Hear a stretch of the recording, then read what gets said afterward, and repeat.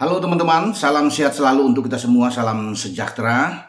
Dan dengan saya Bung Ropan, hari ini adalah hari yang sangat menentukan bagi tim nasional U17 kita yang akan bertanding di grup A. Ya, ini Piala Dunia U17 di mana kita harus bisa menang menghadapi Maroko. Pertandingan ketiga di antara dua pertandingan sebelumnya bahwa kita bisa mendapat atau meraih 2 poin, menahan Ekuador 1-1, juga bisa bermain imbang juga 1-1 dengan Panama. Tapi saat ini kita dituntut untuk bisa menang menghadapi Maroko. Tidak mudah, ini misi yang sulit dan bukan tidak mungkin ini akan menjadi pertandingan terakhir bagi adik-adik kita, bagi tim asuhan Bima Sakti jika kita mengalami kekalahan menghadapi Maroko. Dan pada saat bersamaan jika Panama mampu mengalahkan Ekuador, maka Panama akan lolos. Nah, kita akan tunggu juga hasil pertandingan yang akan bermain secara berbarengan antara Panama dan Ekuador ini. Tapi kalau melihat di atas kertas, Ekuador akan menang melawan Panama. Kemarin Ekuador menghantam Maroko dengan 2-0, di mana Maroko itu menghantam Panama dengan 2 gol juga. Sehingga menurut saya Ekuador tidak akan bermain dengan memandang enteng Panama dalam pertandingan, karena Ekuador untuk bisa menjadi juara grup mereka butuh menang. Artinya sebenarnya dengan imbang juga mereka sudah lolos, karena Ekuador sekarang kan ada 4 poin, imbang dengan kita dan menang melawan Maroko. Jadi itu saya bilang untuk imbang saja mereka sudah lolos. Tapi mereka juga harus bisa menjaga, jika mereka imbang dengan Panama kemudian Maroko mengalahkan kita, kan Maroko ada 6 poin di sana. Ini yang harus diantisipasi oleh Ekuador. Nah, sehingga Maroko akan menjadi juara grup, Ekuador akan runner up. Sekarang bagi kita ya tidak ada pilihan lain. Sebenarnya kalau hasil imbang juga oke bagi kita. Untuk sambil ada hitung-hitungan, berharap kita sebagai salah satu di antara 4 tim yang menempati peringkat ketiga terbaik untuk melengkapi di babak 16 besar.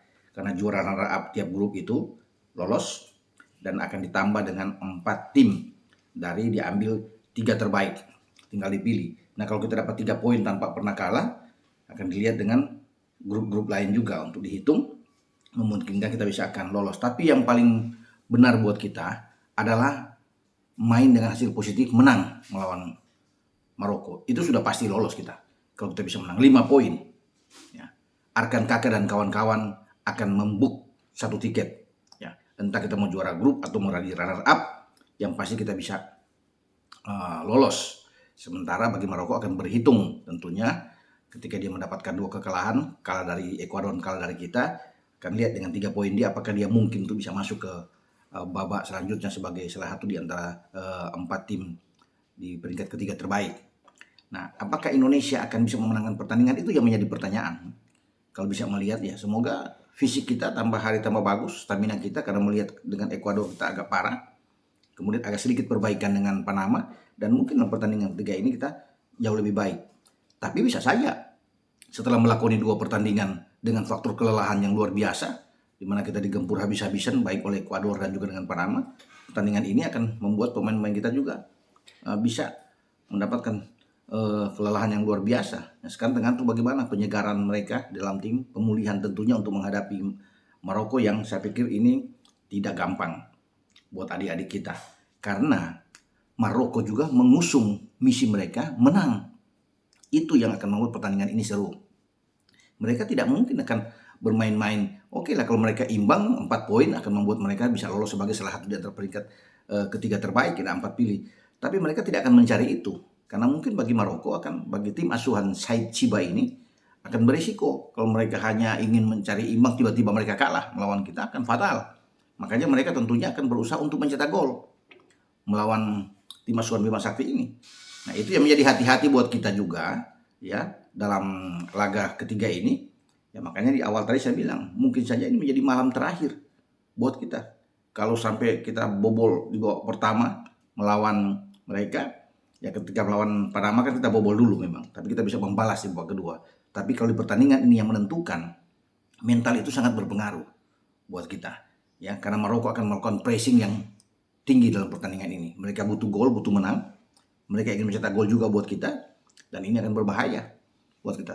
Kita harus bisa menghindari jangan sampai gawang Ikram ini bobol sepanjang 45 menit pertama. Ini kan menentukan di babak pertama. Kalau kita tidak bobol atau kita bisa mencuri 1 gol lebih dulu, ini jauh lebih bagus.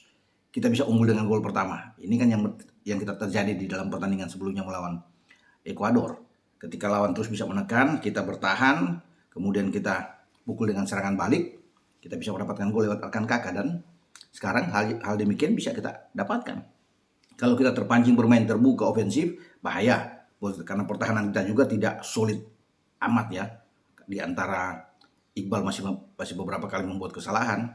Ya, untung ada di sana Zultan Zaki yang bermain juga dengan bagus.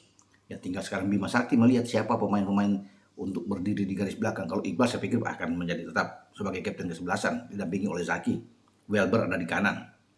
Habil Akbar akan bermain di kiri dengan Ikram di bawah Mistar. Itu saya pikir. Nah, kalau bermain seperti yang skema ada di belakang ini kan saat menghadapi Panama. Ya, bagaimana Ikram, kemudian ada Welber, Iqbal, Zaki, dan Habil.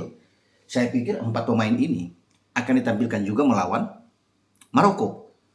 Tinggal di tengah ini yang menjadi tanya, apakah Cafiatur, Figo, dan Jidabin akan dimainkan, karena Jidabin mendapat sorotan tajam dari netizen, dan juga saya melihat sejak main melawan Ekuador banyak membuat kesalahan juga, passing yang salah. Tinggal sekarang akan dilihat untuk posisi ini, apakah Zidane akan masuk lebih awal, kemudian bisa menarik Jehan agak ke tengah, memainkan Amar Berkic ke depan.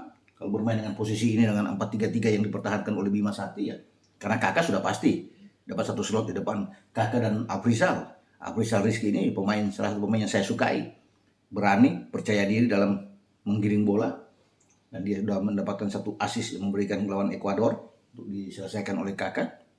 Nah, saya pikir tinggal ada perubahan. Bima Sakti harus bisa melihat di lini tengah, karena kita kurang kreativitas di dalam 2 pertandingan terakhir. Itu yang saya lihat harus betul-betul dilihat oleh Bima Sakti. Perubahan di tengah ini harus pikir melihat di sini. Kalau mempertahankan seperti kemarin bahaya. Ya, karena pasti Maroko akan bermain luar biasa. Maroko akan bermain ya, saya lihat.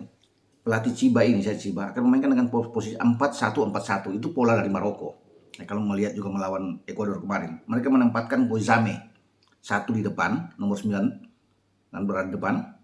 Nah, kemudian di tengah itu ada 4 pemain, ada Enair, kemudian ada Akomi, dan ada Chaikon, dan El Abidin Amoy. Ini 4 yang kuat. Gelandang mereka tuh sangat kuat. Kalau kita bisa, saya juga ikut menyaksikan di Gelora Bung Tomo kemarin dalam 2 laga mereka. Baik ketika mereka menang melawan Panama pertama, itu kuat. Dibantu dengan gelandang bertahan mereka yang mobilitasnya tinggi, yaitu Katiba. Ini bagus ya. Mereka punya garis belakang juga oke, dengan Hanots, Albodial yang bermain di sana, Baki dan Souhaimi, dengan penjaga gawang mereka Bothozil. Jadi ini kuat mereka bermain dengan 4 back flat. Tapi saya pikir kalau di tengah ini ada perubahan yang dilakukan oleh Bima. Kita lebih kreatif bermain, lebih tenang. Passing juga terukur dengan baik. Ini bagus. Mungkin pergantian ada di Jidabin ya, atau kita bisa melihat apakah Cafiatur juga akan ditarik keluar. Semua ada di Bima. Karena saya pikir kalau tanpa perubahan ini akan bahaya buat kita. Amar Berkic akan main lebih dulu. Ini jauh lebih bagus. Mungkin Jehan akan ke tengah. Ini kan masih oke lagi. Nah, apapun yang dilakukan oleh Bima, yang penting kita kuat, semangat kita, motivasi kita. Ya, menyejuk ruang ganti oleh Bima itu penting. Ini peran pelatih yang harus kita tunggu dalam laga melawan Maroko, karena ini boleh dibilang pertandingan hidup atau mati buat kita ini. Ya, di saat kita harus bisa memenangkan laga ya, menghadapi Maroko, karena Maroko juga akan menganggap pertandingan ini hidup atau mati buat mereka juga. Ya, karena mereka kan walaupun imbang sudah oke, tetapi ya mereka butuh menang. Makanya Maroko pasti akan bermain dengan ofensif dan terbuka. Pertahanan kita harus hati-hati dalam menjebak offside, ya, menjaga lawan, menjaga daerah. Ini harus diperhatikan dengan baik. Dan saya rasa Coach Bima dengan dibantu Frank Wormuth sebagai konsultan ini bisa mengatasi Maroko. Itu menjadi harapan saya, dan juga mungkin masyarakat seluruh Indonesia mengharapkan kita jangan sampai hanya di sini, harus bisa keluar dari grup ini, maju ke babak 16 besar. Itu menjadi harapan semua, dan kita nantikan dalam pertandingan nanti malam di Gelora Bung Tomo, Surabaya. Dengan saya, Bung Ropan. Ciao.